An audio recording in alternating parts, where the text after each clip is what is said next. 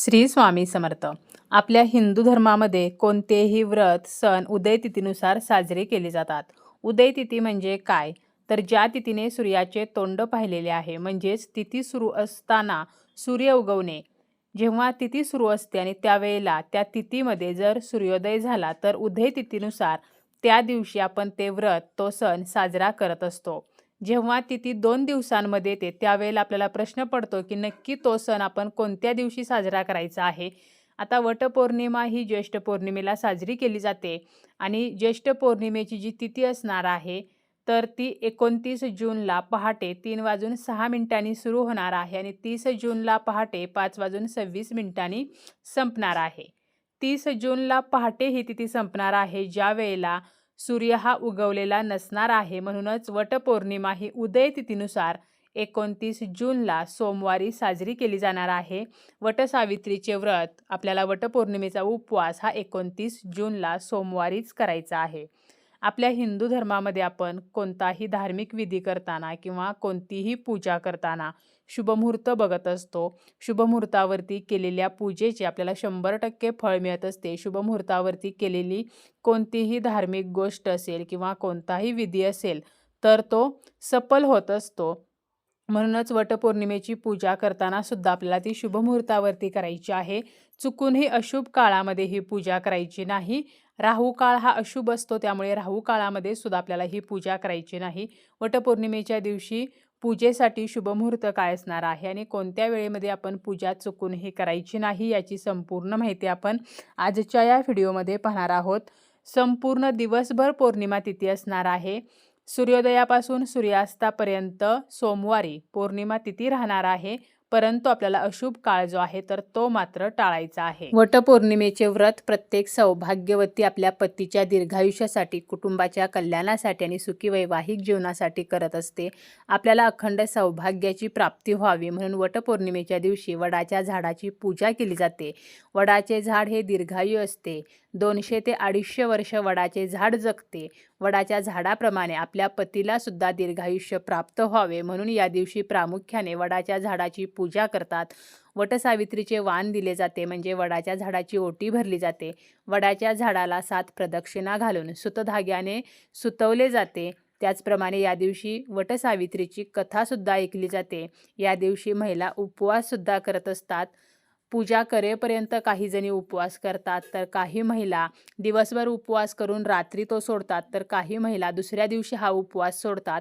3 पद्धतीने आपण हा वटपौर्णिमेचा उपवास करू शकतो. वटपौर्णिमेच्या दिवशी आपण प्रत्यक्ष वडाची पूजा करायची असते आणि ज्यांना प्रत्यक्ष वडाच्या झाडाची पूजा करणे शक्य नाही, जवळपास वडाचे झाड नाही, बाहेर जाणे शक्य नाही, तर त्या महिलांनी घरीच वडाच्या झाडाचे चित्र काढून त्या चित्राची पूजा करायची आहे. परंतु या दिवशी चुकूनही वडाच्या छोट्या रोपाची किंवा फांदीची पूजा करू नये, कारण धर्मशास्त्रानुसार अशी पूजा जी आहे तर ती मान्य होत नाही. त्यामुळे आपल्याला त्या पूजेचे, त्या व्रताचे फळ मिळणार नाही. तसेच या दिवशी काळ्या रंगाची साडी नेसू नये, पूर्ण पांढऱ्या रंगाची साडी नेसू नये. या दिवशी महिलांनी साजशृंगार अवश्य करावा. गळ्यामध्ये मंगळसूत्र, कपाळावरती टिकली, हळदी कुंकू, हातामध्ये काचेच्या हिरव्या बांगड्या, पायामध्ये जोडवी, पंजन, नाकामध्ये नथ असा साजशृंगार करून या दिवशी वडाची पूजा करायची आहे. आणि वडाची पूजा करण्या अगोदर पतीचे औक्षणसुद्धा या दिवशी आवर्जून करायचं आहे. आपल्याला जर सुतक असेल, मासिक धर्म असेल तर मात्र आपल्याला ही पूजा करता येणार नाही. अशा महिलांनी फक्त उपवास करायचा आहे. त्याचप्रमाणे ज्या कुमारिका आहेत, ज्यांचे लग्न जमलेले आहे, साखरपुडा झालेला आहे किंवा ज्या विधवा आहेत, तर अशांनी सुद्धा ही पूजा जी आहे तर ती करू नये. फक्त सौभाग्यवती महिलाच ही पूजा करू शकतात. त्याचप्रमाणे ज्या गर्भवती आहेत, तर ज्यांना शक्य आहे तर त्यांनी आपली तब्येत सांभाळून ही पूजा करावी. परंतु ज्यांना शक्य नाही त्यांनी ही पूजा 1 वर्ष नाही केली तरीसुद्धा चालेल. आणि जरी गर्भवतींनी पूजा केली तरीसुद्धा इतर महिलेची किंवा वडाची ओटी भरू नये. पूजा करत असताना आपल्याला शुभ वेळेमध्ये ही पूजा करायची आहे, जेणेकरून आपल्याला त्या पूजेचे, त्या व्रताचे संपूर्ण फळ मिळेल. आणि अशुभ काळामध्ये मात्र आपल्याला ही पूजा जी आहे तर ती करणे कटाक्षाने टाळायची आहे. जेव्हा सूर्य उगवतो तेव्हापासून काही काळ हा शुभ असतो, काही काळ हा अशुभ असतो. सूर्योदयापासून सूर्यास्तापर्यंत काही काळ हे अत्यंत अशुभ मानले जातात. त्यामध्ये येतो तो म्हणजे राहू काळ, यमगंडम काळ आणि गुलिक काळ. राहू काळामध्ये जर आपण एखादी पूजा केली तर त्या पूजेची आपल्याला फळ मिळत नाही. अनेक वेळेला त्याचे दुष्परिणाम होऊ शकतात आणि राहू काळ असेल किंवा यमगंडम काळ असेल, गुलिक काळ असेल तर सुमारे 1.5 तास हे काळ असतात. म्हणजे 1.5 तासाच्या आसपास हा अशुभ काळ जो आहे तर तो प्रत्येक दिवशी येत असतो. जो सूर्योदय आणि सूर्यास्ताच्या वेळेनुसार प्रत्येक दिवशी बदलत असतो. आपण हिंदू धर्मामध्ये कोणतंही शुभ कार्य करताना, कोणताही पूजाविधी करताना शुभ मुहूर्त निश्चित करत असतो. कारण शुभ मुहूर्तावरती आपण जर एखादी गोष्ट केली, तर त्याचे 100% आपल्याला फळ मिळत असते आणि ते कार्य आपले यशस्वी होत असते. राहू काळ ही एक अशी वेळ आहे, की ज्या वेळेमध्ये राहू हा पृथ्वीकडे टक लावून पाहत असतो. पृथ्वीवरती राहूची दृष्टी असते आणि म्हणूनच या काळामध्ये जर आपण वटपौर्णिमेची पूजा केली, तर राहूचे दोष निर्माण होऊ शकतात. राहू काळ हे एक नकारात्मकतेचे प्रतीक आहे. एखाद्यावरती जर राहूची नजर पडली तर त्याचा वाईट काळ सुरू होतो असे म्हटले जाते. त्याचप्रमाणे राहूचा व्यक्तीच्या बुद्धीवरती आणि मनावरती सुद्धा विपरीत परिणाम होत असतो. म्हणूनच आपल्याला राहू काळ जो आहे तर तो वर्ज्य करायचा आहे. याचप्रमाणे आपल्याला गुलिक काळ हा सुद्धा वर्ज्य करायचा आहे. कारण गुलिक काळ जो आहे तर तो शनीच्या आधिपत्याखाली असतो. खास करून ज्यांना 7.5चा त्रास आहे, ज्यांना शनीची पीडा आहे, तर अशा महिलांनी तरी गुलिक काळामध्ये वडाची पूजा करू नये. कारण शनीच्या आधिपत्याखाली असणारा गडद बिंदू म्हणजे गुलिक काळ असतो. यमगंडम काळ हा मृत्यू देवतेशी निगडीत आहे. मृत्यूची देवता यमाशी हा यमगंडम काळ संबंधित असतो. म्हणून यमगंडम काळामध्ये केलेली पूजा जी आहे तर ती सुद्धा पूर्ण होत नाही. त्याचे आपल्याला जास्त प्रमाणामध्ये नकारात्मक परिणाम दिसून येत असतात.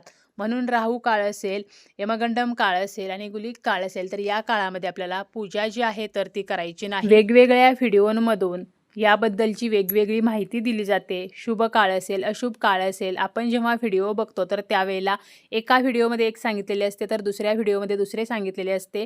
राहू काळ असेल किंवा कोणताही काळ असेल, अगदी अभिजित मुहूर्त असेल किंवा कोणती एखादी शुभ वेळ, अशुभ वेळ सांगत असताना त्या भागानुसार ती सांगितली जाते आणि प्रत्येक भागानुसार ही वेळ जी आहे तर ती थोड्या फरकाने बदलत असते. कारण प्रत्येक ठिकाणची सूर्योदयाची आणि सूर्यास्ताची वेळ ही वेगळी असते. सर्वात अगोदर वटपौर्णिमेच्या दिवशी शुभ वेळा कोणकोणत्या असणार आहेत तर हे आपण पाहणार आहोत. या दिवशी सूर्योदयापासून ते सकाळी 7:28 शुभ वेळ असणार आहे. या वेळेत आपण पूजा करू शकतो. यानंतर सकाळी 9:10 ते सकाळी 10:45 ही सुद्धा शुभ वेळ असणार आहे. या वेळेमध्ये सुद्धा आपण पूजा करू शकतो. त्याचप्रमाणे या दिवसाचा अभिजित मुहूर्त दुपारी 12:30 ते 12:57 तर ही सुद्धा एक शुभ वेळ असणार आहे. त्याचप्रमाणे दुपारी 3:51 ते सूर्यास्तापर्यंत सुद्धा आपण पूजा करू शकतो. ह्या झाल्या शुभ वेळा. ज्यांना अतिशय शुभ काळामध्ये पूजा करायची आहे तर त्यांनी ती अभिजित मुहूर्तामध्ये करावी. म्हणजे दुपारी 12:30 ते 12:57 या दिवशी अभिजित मुहूर्त हा 12 वाजता सुरू होत आहे. परंतु भर दुपारी अगदी 12 वाजता वडाची पूजा करू नये. त्याचप्रमाणे 12:30 यमगंडम काळ असणार आहे.